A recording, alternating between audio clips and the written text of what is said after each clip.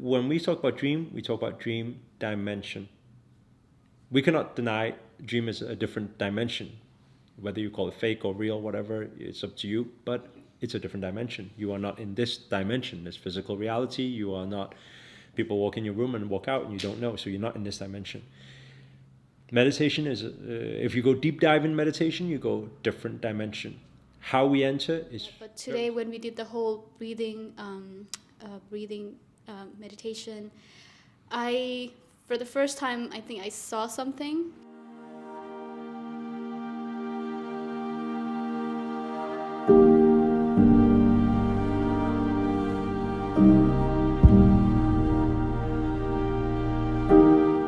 Namaste everyone, and welcome to the very first episode of Awakening Your Consciousness. And in this episode, I'm joined with Master Shri Akarshana. Namaste everybody. And the I'm Creator team, we have Josh. Namaste. And Man. Namaste. And my name is Nishma.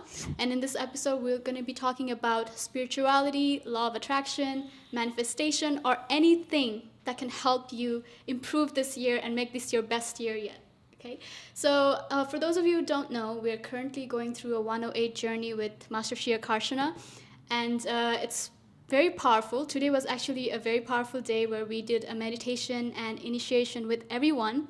So I know I had a very powerful experience and it was a very interesting one. But before I share my experience, I would like to know what your experience was today. I know Man was on AV the whole time, so I don't know how your experience was, but we'll get back to you later. First, Josh, what was your experience like? Could you share? Thank you. I'm actually very intrigued to hear what Man's perspective was from seeing it from the outside. Thank you, Josh. So whilst we were, well, when I say we, me and Kaino was, overlooking everything, making sure that the event's going okay. It's very interesting to see the different types of practices and what is needed leading up to the initiation. When you're not actually in it and you're watching the initiation, it must look kind of a little trippy, a little freaky. It's a bit freaky, yeah. Yeah, because I remember when I first seen other people do initiations and things, it was always, I guess, anything that's outside of the norm. From the outside, if you're not in it, you're not experiencing any dimension traveling or any visuals. You are just literally seeing humans acting weird. Yeah. Like literally pumping their chest and breathing very heavily and all this type of stuff, right? Exactly. Like the first experience I've had with the initiation, I was in the initiation myself. So having to be able to see, the outside of it is very interesting, My thoughts on, the meditation, very straining. People think meditation is, you sit down, namaste, breathe in, breathe out. But the thing that Master is teaching us and the practices that we have to go through, it's not us doing meditation, that right? It's meditation doing us, in that sense. Now, that was a very conscious line. If nobody got it, very conscious line. So whatever comes through me just comes out. So pardon my my French, but yeah, it's very very interesting. Practice meditation initiation to witness, so it was very powerful. What's your thoughts on it, Josh? Similar to us, to be fair. Like, I know one of the things that we have here is like, when I was younger, I used to look into like near-death experiences, like traveling out of body and stuff like that. And a lot of people obviously have to take some sort of like external like substance or something. Mm-hmm. So I guess it must be if you were to see someone, I don't know, take something like that, and then you see them do stuff like that, then it'll be like, okay, kind of. But then to see someone just like normally just do whatever we were doing earlier to get that experience, it must have been quite an experience for you, bro. Nah, but from my perspective, it was definitely something, like different sensations, different things, like just from breathing. I think that is always the beginning. It will always evolve from there. And the more we practice, the more we become aware of what is that thing. That's why a lot of the time during these, especially in the early days, we're on day 5 of the spiritual journey, I think.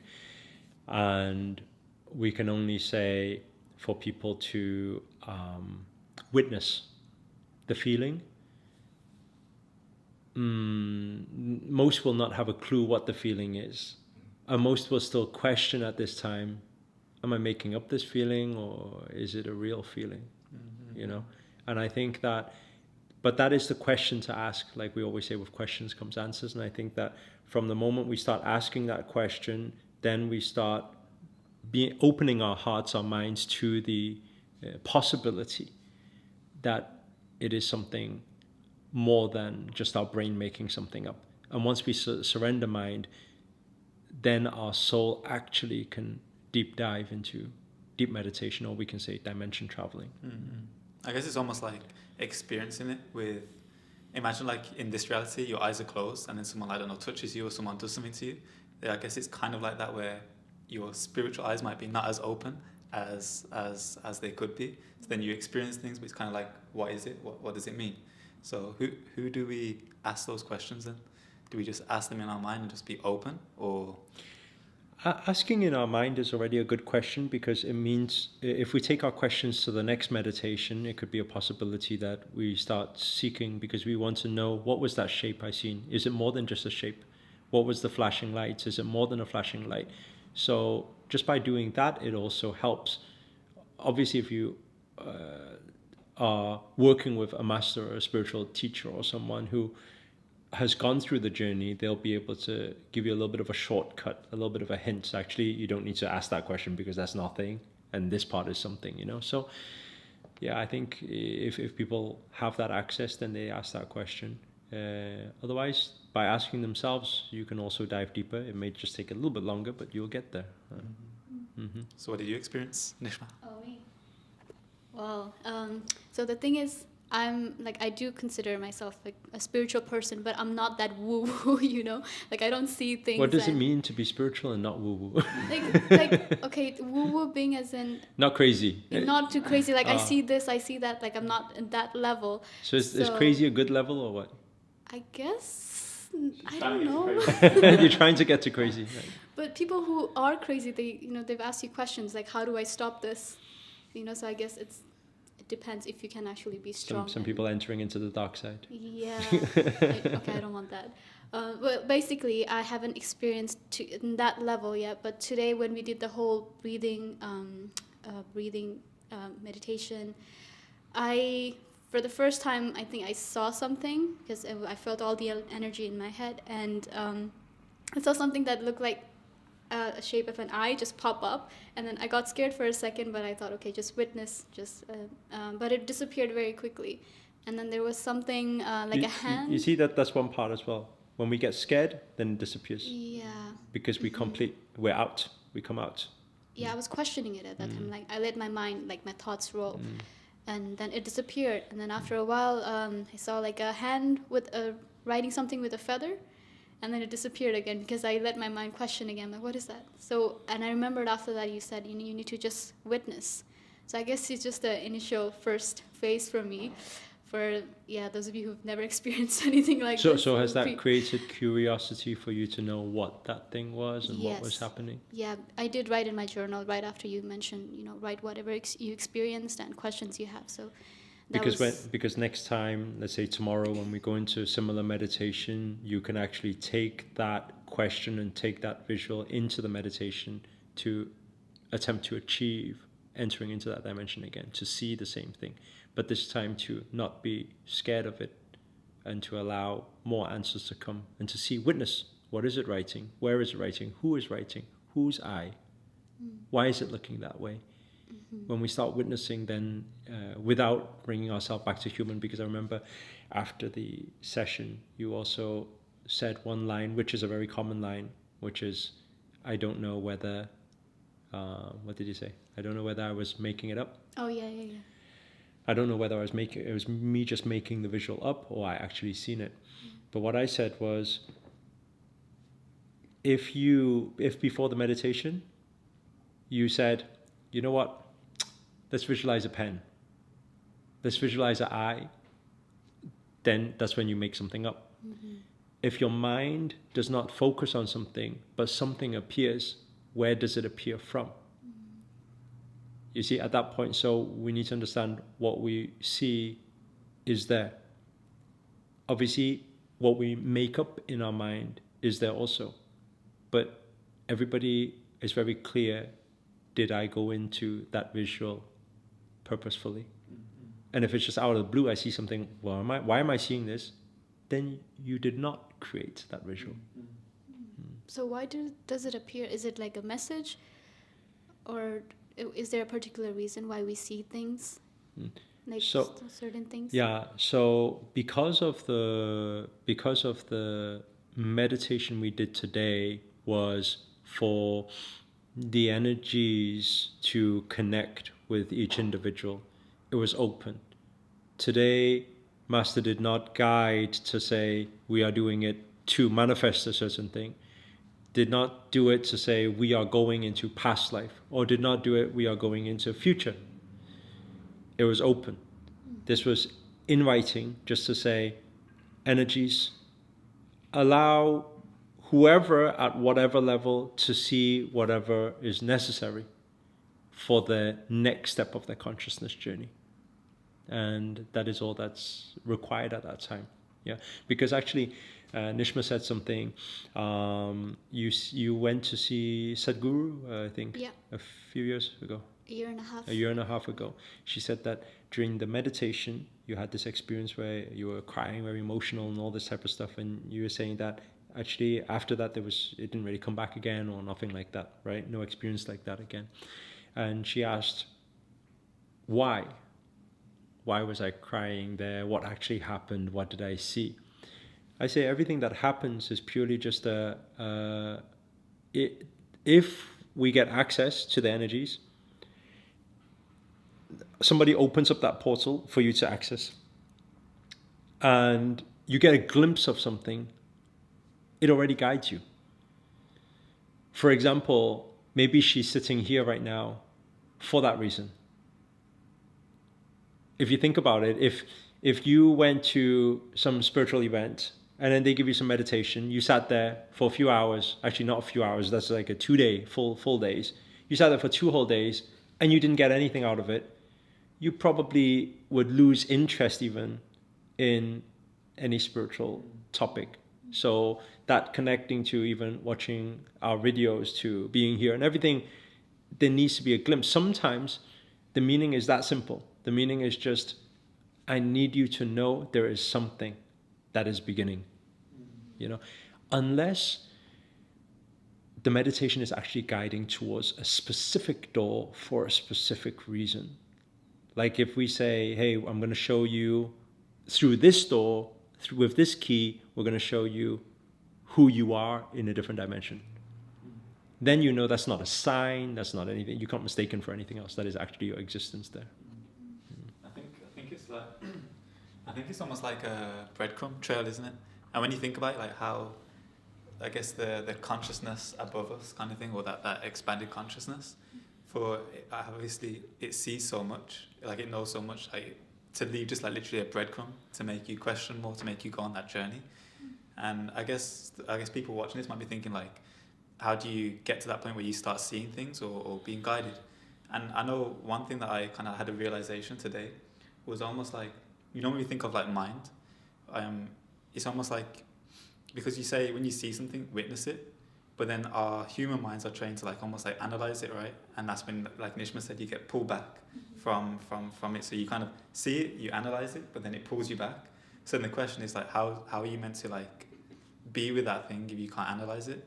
But then it's almost like a different mind. Is it like almost like a spiritual mind kind of thing where, because at the same time, you kind of need to be with it, but I don't know, it's hard to describe, but it's almost like a gear switch. It is very subtle. The difference is very subtle. Yeah. We cannot say when we are not, because we are witnessing, where things are happening, we're witnessing. Not only that, we are not just witnessing, we are focusing. Like we cannot, like we see something moving or we see some eyes and we say, okay, ignore it. The moment you ignore it, you're out. So we are at the same time, we're focusing, but we are focusing effortlessly, because then there's that very, very fine line of I'm focusing on that thing and then I'm trying to get something out of it. then that's the human mind trying to get something out of it. And again, you get pulled back into human. So the moment we use human mind, we come back. It's but this is what we explain when we say in dreams, we do it the best way. We do it. We I mean, if I was to, I mean, all of you have experienced before going back into dream that you enjoy, right? Like you got woken up and you're like, no, I'm going back into that dream, right? Okay, so if I was to ask you, how do you do it? What is your process? If you had to break it down for people, this is the instruction manual of how to enter back into dream. What would your instruction manual say? Step one? Step one is, I see what you're saying, because it's like, step one is you want to go back to sleep, right? But then you can't force it, because if you're forcing it, then you're still awake. Yeah, a lot of the time you're like, no, go back to sleep, go back to sleep, go back to sleep, and you never get back to sleep, right? So that's happened to everyone before. So we can't try too hard. So what is the step then? Relax Right. into sleep. Relax. Relax. Think about See the visual, yeah. See the visual. Exactly. So you see, you try to remember what was the last thing that happened, right? Because also you are very afraid, are you not, at those moments of forgetting dream? Because you've experienced so many times you forget dream, and you're like, you don't want to relax too much to not think about dream on what happened. Otherwise you're thinking, what if I forget and I can't even get back in, right? What was it about? So now you're thinking about the thing, but you're relaxed. It's like a relaxed alertness kind of thing. Don't question me on that. Yeah. So I think it's because we have all experienced that before, actually, because when we talk about dream, we talk about dream dimension. We cannot deny dream is a different dimension. Whether you call it fake or real, whatever, it's up to you, but it's a different dimension. You are not in this dimension, this physical reality. You are not, people walk in your room and walk out and you don't know, so you're not in this dimension. Meditation is, if you go deep dive in meditation, you go different dimension. How we enter is very similar way. So would you say that dimension, let's say that dimension Josh, can try to come into this dimension? Like obviously there's loads of different dimensions. That dimension Josh is already in this dimension. If this dimension Josh is in different dimension, then that dimension Josh is already in this dimension. But because I mean, all dimension is linked. consciously, could they be aware that okay They do, they come in all the time. But that's why you're here now. So that version of you has came into here. You're here now. So this is, I think this is the thing where there's this quote, there's this saying, I forget who said it, I think it was Rumi or someone who said that the moment we die, we wake up. And so it's like that. We call that dream, they call this dream. By the way, they is not anybody else, they is you. On the other dimension, you say, okay, let's go to dream. Now you're in dream. Man's looking like what? I mean, it makes sense. I don't know about you guys, but I'm like, we always say to weird people it makes sense. To normal people it makes no sense at all. yeah, like when you're absorbing it, have fun. You're like, is this truth? Is this like, you know, what is actually happening? Because physically you can't see it happening. Like whenever human mind comes into the game, you're always questioning. Is this legit? Is this something that is even possible? You know? But once we've released that thought of everything is possible, then it becomes a different game. And that's what's most beautiful, is like anything is possible. But I think whilst this conversation was happening, I think one thing that I was thinking about is, you know, the process of initiation. What does it mean to be initiated? Because I believe, you know, some people who are watching this are thinking, you know, what's initiation? You know, what do I do to be initiated? Like, what's the whole process from your perspective, Master? We say when the student is ready, the teacher appears. We say when the disciple is ready, the master appears. So in the right time, people will get the opportunity. If they feel it's right, when they know it's right, they will get that opportunity. Initiation, I would say master's role is purely just to allow, to put this message through. I think that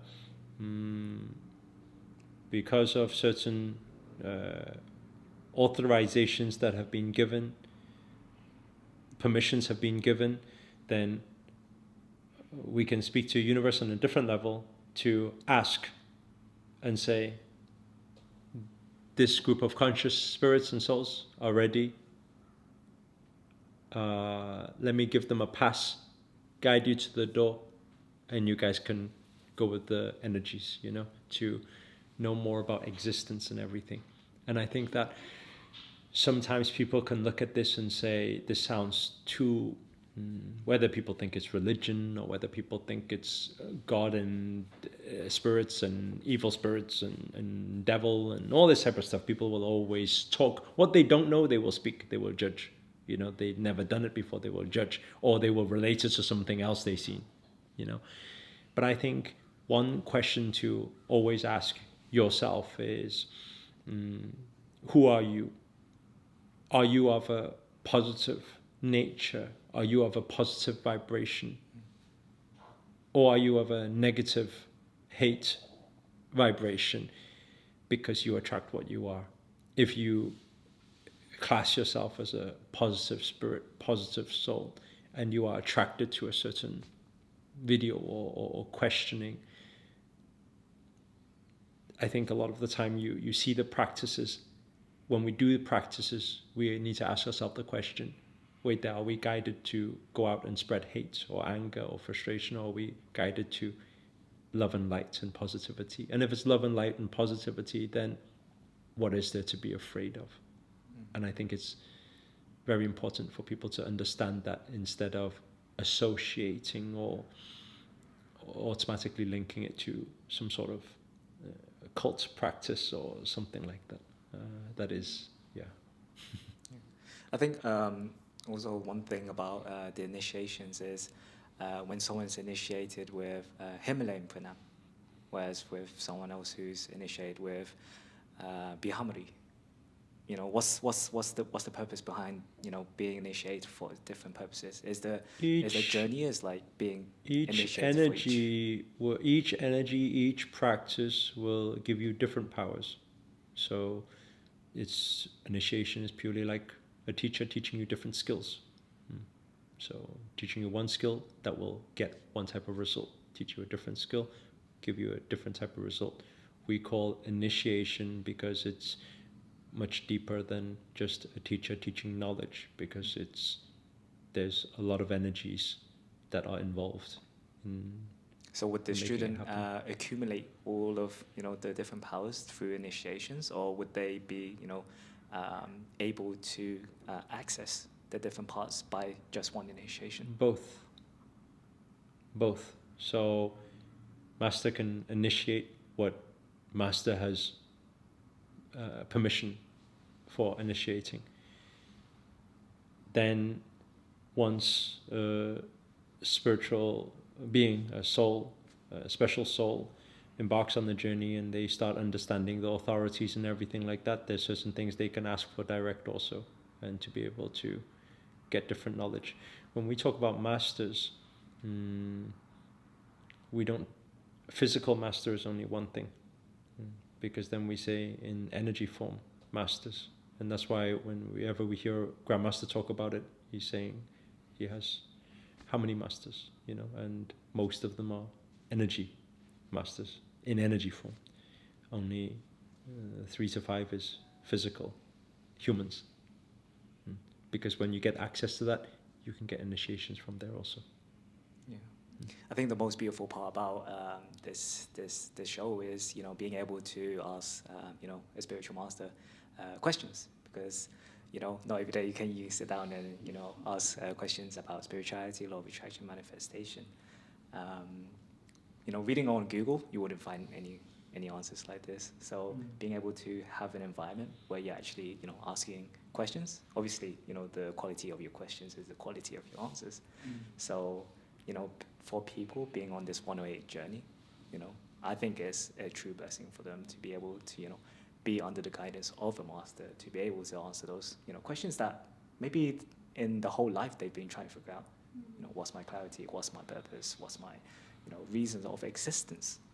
So, being able to be in this setting where it's, just the four of us is pretty blissful. I don't know if anyone else. Yeah, I was gonna say that because it's obviously very, like, we're very grateful to be in this presence, and as I'm going through all this experience, like, I have this urge to tell my family, like loved ones, close ones, family members, friends, what I've been experiencing and how it's been making such an impact in my life. But like, they don't understand, right? But where is the limit? Like, how much can you push? Like, hey, this is what it is. Like, because we always say we're gonna try to bring people into this consciousness journey, but then you also say there are people who are stuck with their belief, and you should just let them be and not. Yeah. So what is the how much? When do we know that, okay, you know what? I'm done with this person. They're not gonna understand. we would speak our truth when it's required. Yeah. At the end of the day, our goal is not to go out there and preach. So we don't need to go out there and preach. We just be ourselves. We live our truth. The right people will always come to us, like everybody who's watching today also. They'll come to us. They'll be watching. The right people will then comment. The right people will then connect. The right people will then subscribe. They'll connect. So we don't need to go out there preach. Yeah. It's not our mission, because at the end of the day, it's all about everybody is about their happiness, and we cannot get frustrated in the act of trying to help anybody else, because if we don't work on self-love first, where do we have the capacity to love others and help others? So everybody keep a positive mind, positive spirit, be the best version of you. Naturally, you attract the right people into your life. Keep spreading positivity, love, and kindness, and keep moving forward with that. That's beautiful. And I think we can keep talking more and more about this topic. This is never ending. I have so many more questions, but we'll save that for a later time, another episode. So guys, that's it for this episode. If you guys enjoyed it, please give it a thumbs up and let us know in the comments what you enjoyed, or what were your thoughts regarding this topic, or what would you like us to talk about more in the next video. And please do share this video as well. And if you haven't already, please make sure to subscribe to the channel. And we'll see you all in the next video. Thank you so much. Namaste.